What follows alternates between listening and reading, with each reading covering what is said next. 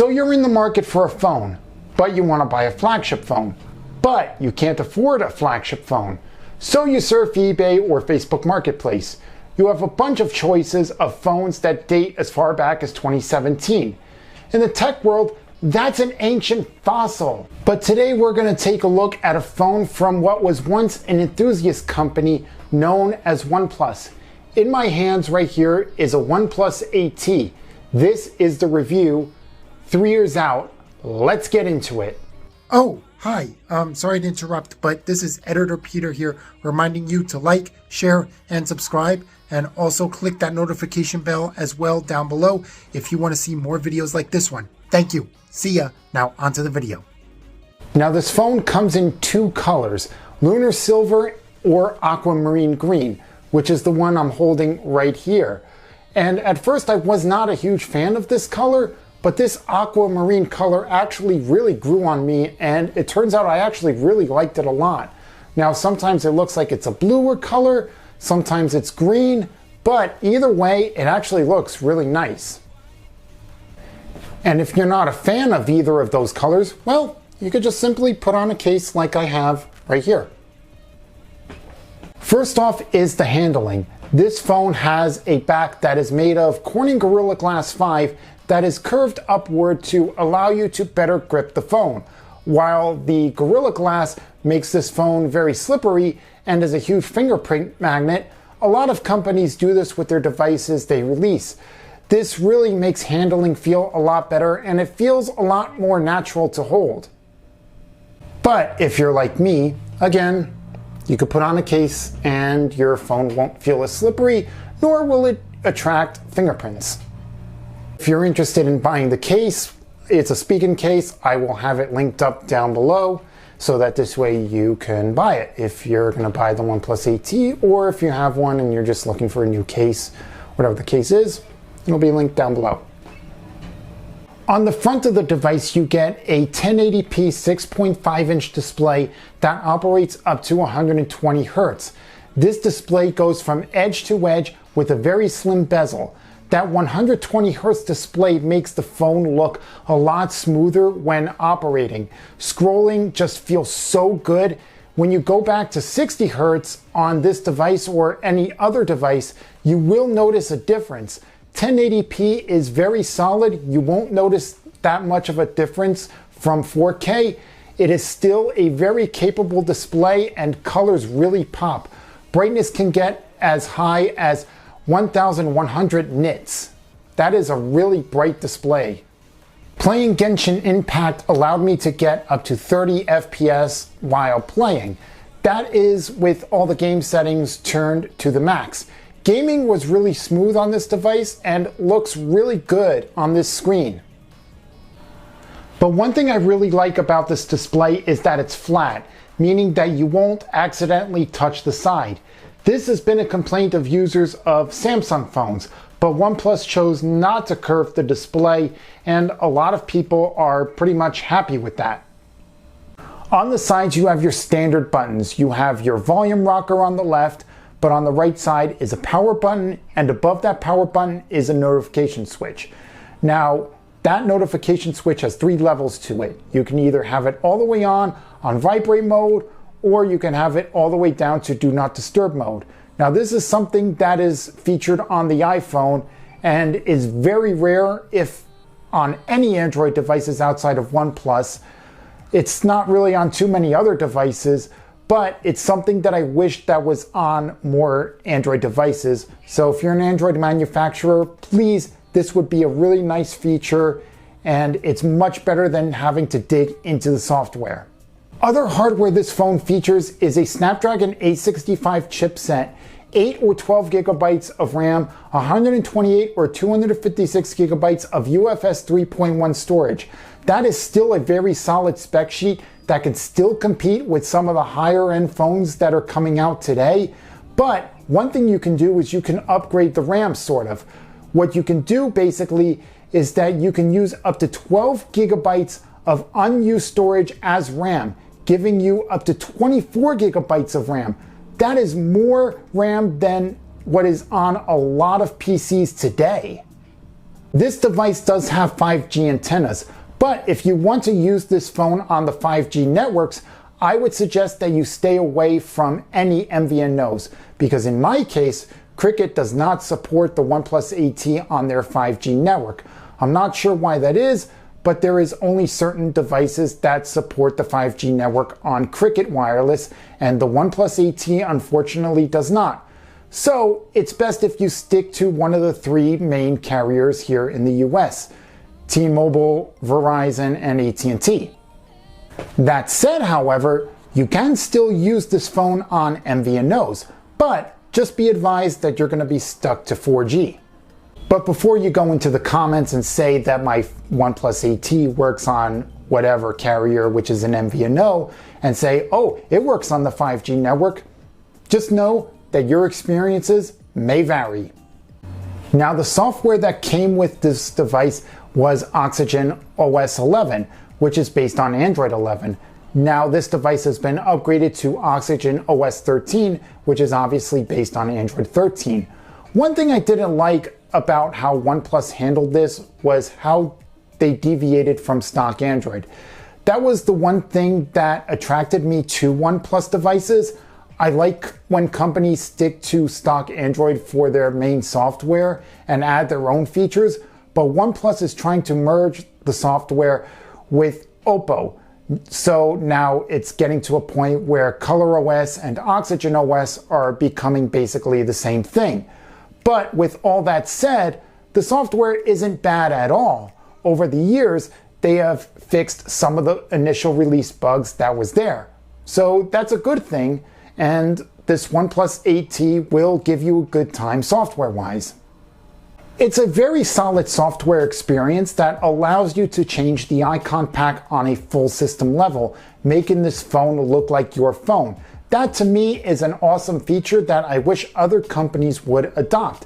If there's one feature I would ask OnePlus to put in that would take customization to a whole other level, it would be to have a theme store. From what I understand, OnePlus has a theme store on their devices in other countries, but not here in the United States. So please, OnePlus, for Android 14, 15, or whatever other Android versions there is, please.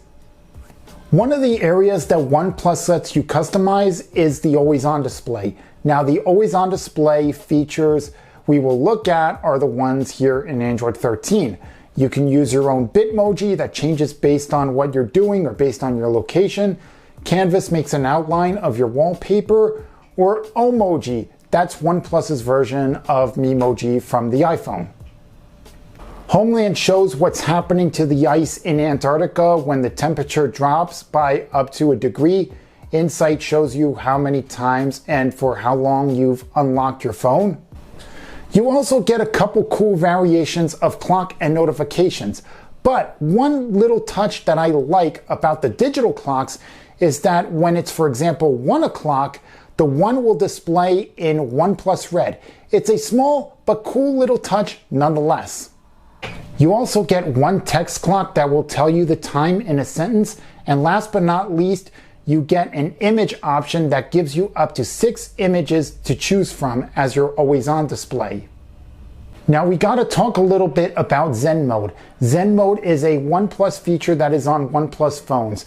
Now this is a digital well-being feature. This blocks out the rest of the phone for any amount of time you set it to. You can allow access to a number of apps. This is a good feature if you're trying to focus on getting a task done or you're trying to take a digital break throughout the day.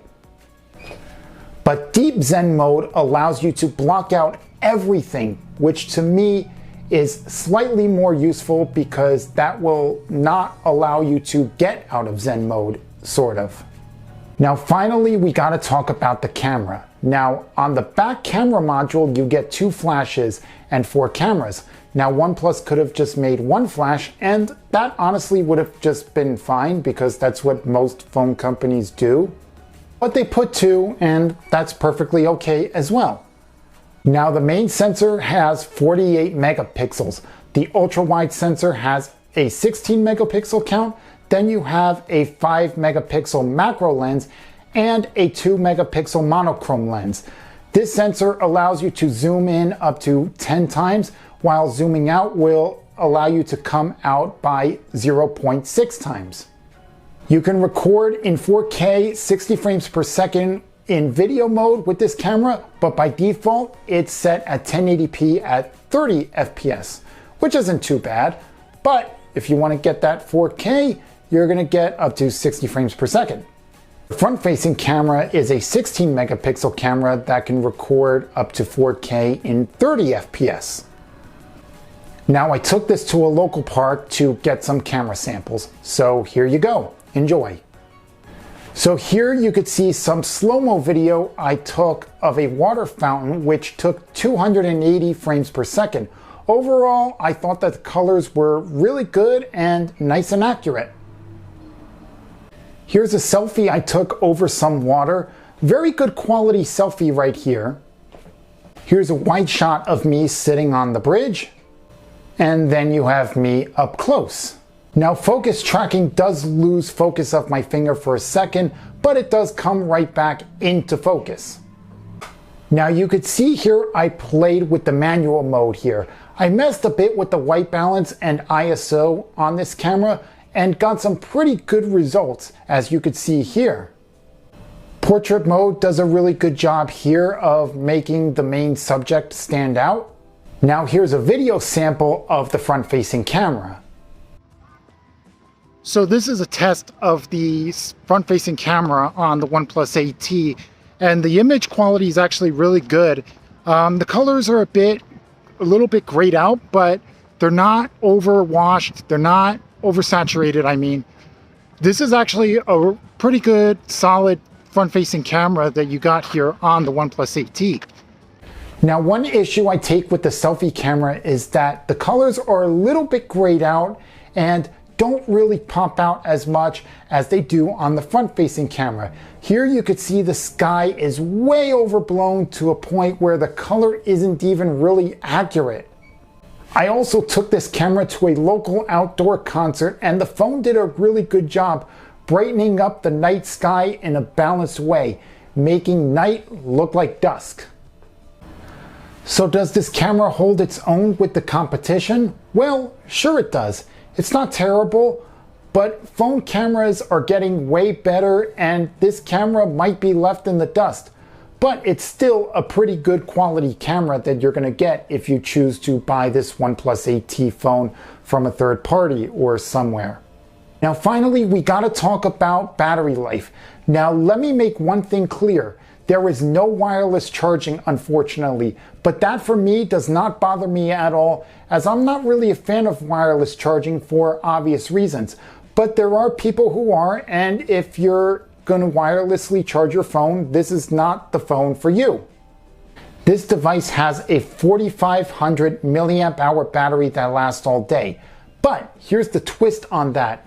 It's actually two batteries that add up to 4500 milliamp hours. You could see my screen on time right here, which did involve the use of some games like Ultimate Golf and apps like Facebook, YouTube, and many other apps. I was able to get approximately 9 hours off the charge, but overall I was able to get more than 24 hours off the charge when not using the phone for a longer period of time. Now those are impressive numbers for a phone that is approaching its third birthday. But what if your OnePlus 8T runs out of battery? Well, OnePlus wants to top you up quickly. And one of the ways that they do it is they include a 65-watt charger out of the box. Now, this one will allow you to get up to 58% in less than 15 minutes and 100% in just 39 minutes. While that's not impressive as what Xiaomi has, that is still very impressive and that is still very quick. Now, one thing I love when using the 65-watt charger is the charging animation. Now, what the charging animation does is it shows you the charging by the decimal. And whether that's accurate or not, that is still very impressive and that is still a very cool feature, something that I wish that other Android phones would have. Now the 65-watt charger will charge anything else up to 45 watts, while the phone charges up to 27 watts with other chargers, which is still pretty fast, but nowhere near as fast as when you use the 65-watt charger on the OnePlus 8T. Of course, you have other features that are on this OnePlus 8T, like a fingerprint sensor, which is still really fast. And of course, as I mentioned earlier in the video, your icon packs, which allow you to change the icons on a system level, which is really good. And it's like I said before, I wish other Android phones would allow you to do that on the system level, but they don't. So if you want to be able to change your icon packs all across the system, then OnePlus is the way to go. So is this a good phone? Yeah, I'd say this is a good phone that is still running on Android 13. If you need one that's cheap, you can look on Amazon, Facebook Marketplace, eBay, or wherever else you can get a secondhand device. Also, Swappa is a good place to get a secondhand device as well. But one caveat I must make is that according to OnePlus, Oxygen OS 14 based on Android 14 will not be coming to the OnePlus 8T, which is a bummer, but companies don't usually support older phones like the OnePlus 8T, unfortunately. But it's still a good device if you need one and you don't care about software updates. So anyway, that's been it for this review. Hope you enjoyed this review. Be sure to like, share, and subscribe. Also, follow me. All the links will be in the description down below, and I will see you in the next one. See ya. Bye-bye.